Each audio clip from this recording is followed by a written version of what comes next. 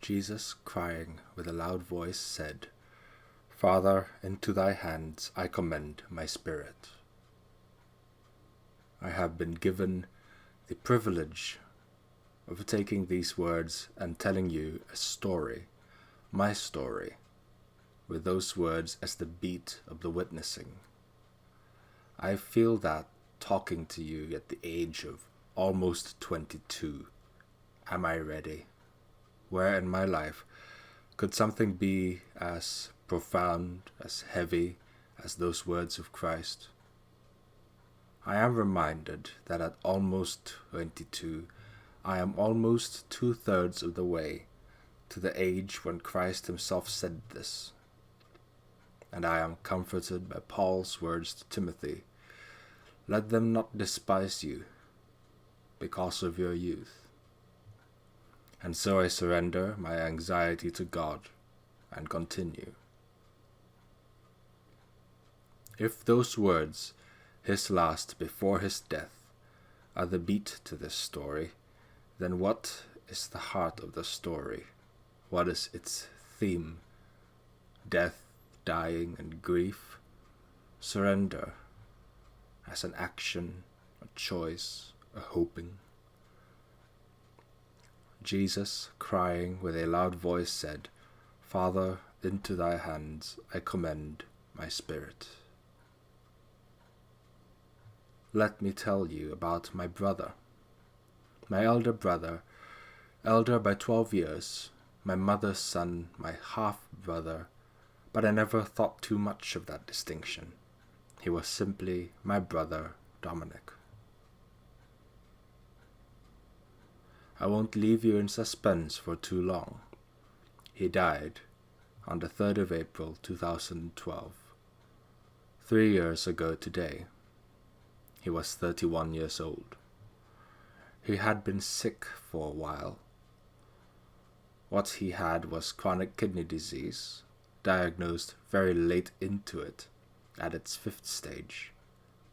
Shocked as we were when we heard about the diagnosis, as time passed we had just carried on with life, praying, hoping.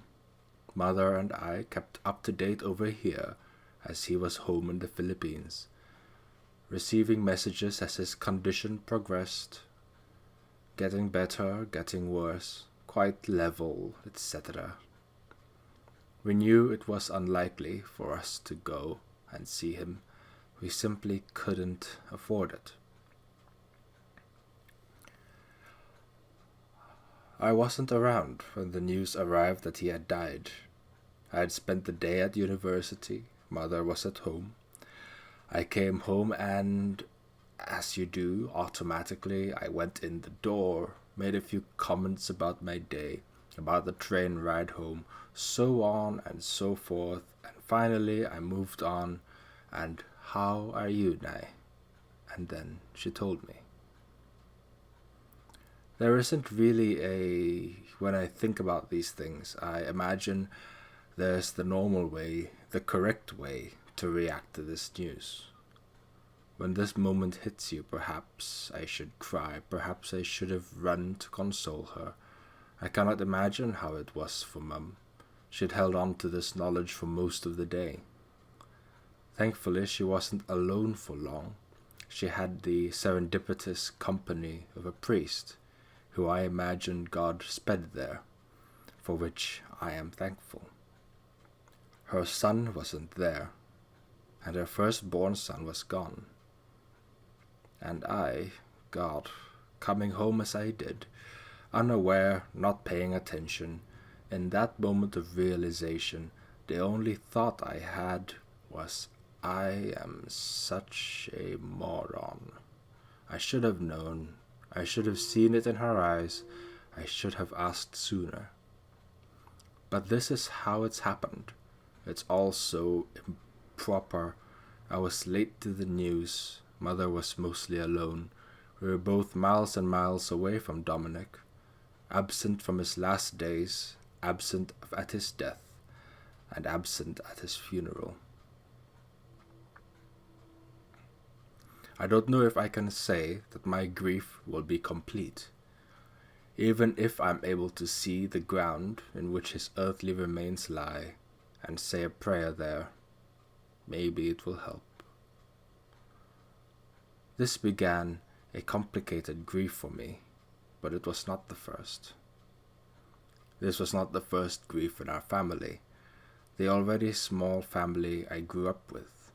It was always just my mother, father, and I. It became smaller when my father died. It was 2007. I was 14 years old, and I was likewise absent. My mother had been alone, but was joined by the serendipitous company of a family friend God sped there. I found my father when I came home from school, having already passed on peacefully. It's been long enough now that my mother and I have come to terms with this, as difficult as it was for us, alone now in Malaysia. We soon left to stay in the Philippines with family, and that helped. Lord, that helped so much. I came to know the camaraderie of a large family, generations above and below me, a small army of cousins, and they all helped us heal. A whole family who lived and breathed the gospel. They helped me heal. This is also when I began to know my brother more deeply, finally in the same geography. This, as you see, was a short-lived bliss. Here I am now, and as I recall, my loved ones moved on. When I call to mind my father, it seems so much more in the nature of things, that a child endures the loss of their parent. The child must simply accept this. But then my brother, young man he was, an athlete, a dancer, a martial artist, a devout husband, it all seems so unfair. And then I imagine my mother alone in her grief, and it is so wrong. A mother grieving her son, strong man made weak, youth cut short. It seems almost obscene. How does this come to pass? How can this be acceptable? And then I remember Mary, our mother, Mary, Our Lady of Sorrows, at the foot of the cross. Jesus, crying with a loud voice, said, "Father, into thy hands I commend my spirit." I've been told Christ cried these words out loud to be sure that it was heard by all around. He gives his life over.